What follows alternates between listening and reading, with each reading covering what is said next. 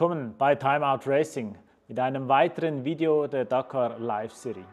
In diesem Video erfährt ihr, was ihr in den nächsten 2 Monaten bei uns erwarten könnt und warum es in der Vergangenheit, in den letzten Wochen, nicht so viele Videos gab, wie wir angekündigt haben. Zum einen war sicher die Distanz zwischen mir in der Schweiz und Christian und seinem Familie und Freunden näher Nürnberg die Distanz. Man kann nicht einfach abends schnell kurz vorbeigehen, Hallo sagen und was mithelfen. Auch am Wochenende, ja, jeder hat seine Termine. Das habe ich mir einfacher vorgestellt, als das dann in der Realität war. Und es war auch ein komisches Gefühl, weil ich aus der Ferne wollte eigentlich auch mithelfen bei den Vorbereitungen. War natürlich nicht in diesem Ausmaß möglich, wie ich mir das gehofft habe. Und das ist einer der Gründe, warum ich gar nicht so viel Content produzieren konnte. Der zweite Grund war, dass am Renn-LKW doch mehr Arbeiten notwendig waren als gedacht oder als man das anfangs gesehen hat. Nicht alle Arbeiten konnten vom Team selber ausgeführt werden. Das heißt, der LKW war mehrere Male, mehrere Tage extern in einer Werkstatt und auch die Werkstatt brauchte Zeit, um die notwendigen Ersatzteile zu beschaffen. Das heißt, es war gar nicht möglich, euch was zu zeigen, weil nicht alles in der heimischen Werkstatt erfolgte. Vorletztes Wochenende war ich dann beim Team und wir haben alle unsere persönlichen Sachen verstaut im LKW. Ich gebe es zu, ich hatte ein bisschen mehr als die anderen. Grund dafür ist, dass ich wieder frisches Brot backen kann oder sonst auch noch was Gutes für die Stimmung beitragen kann, neben dem einfach nur Filmen. Und es gab noch viele kleinere Arbeiten und mir war es dann auch wichtig, dass ich helfen konnte, anstatt einfach nur zu filmen.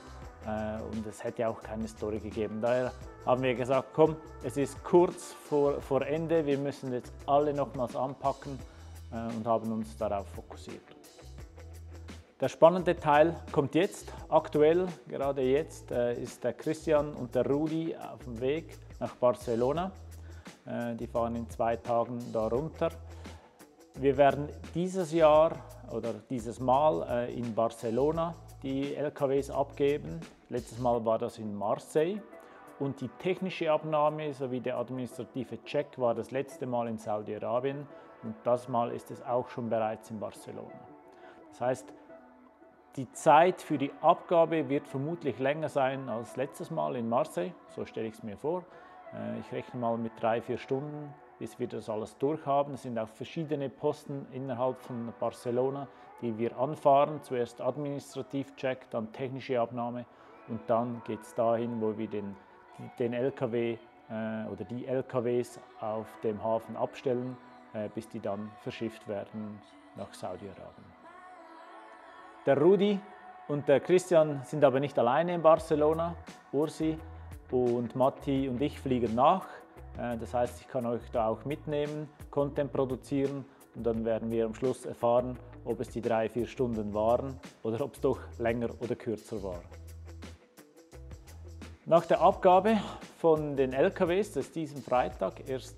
Dezember, werden wir es ein paar Wochen entspannter angehen können, weil man kann nichts mehr vorbereiten. Die LKWs sind verschifft, alles verpackt, unsere Kleider ist alles erledigt. Haben wir ein bisschen Zeit. Und am 31. Dezember fliegen wir von München mit einem Dakar-Flieger, also ist dediziert für die Dakar gebucht, direkt nach Saudi-Arabien, nach Yanbu.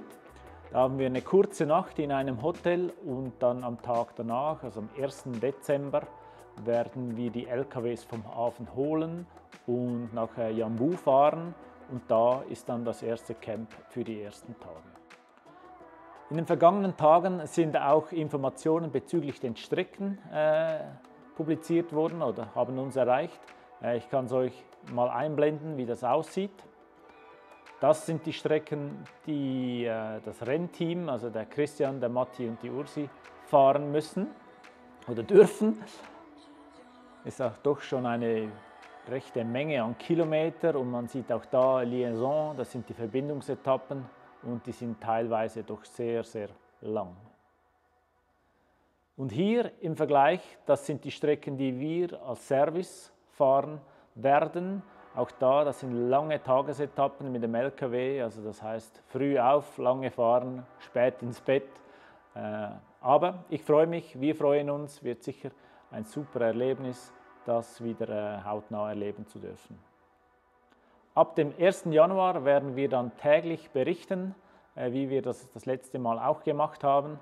Es ist Ziel, dass wir immer so 20 Minuten an Content produzieren können. Wir gehen jetzt in neue Regionen. Ich hoffe, das Internet ist so stabil wie beim letzten Mal und dann sollte das klappen, dass immer, wenn ihr morgens aufsteht oder spät in der Nacht, gibt es ein neues Video von uns.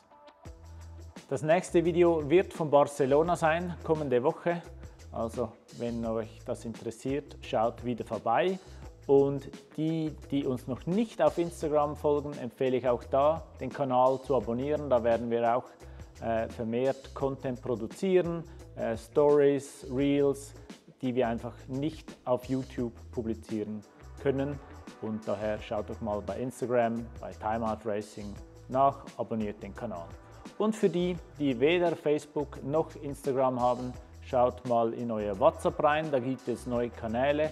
Da könnt ihr, wenn ihr wollt, nach Time Out Racing suchen, den Kanal abonnieren.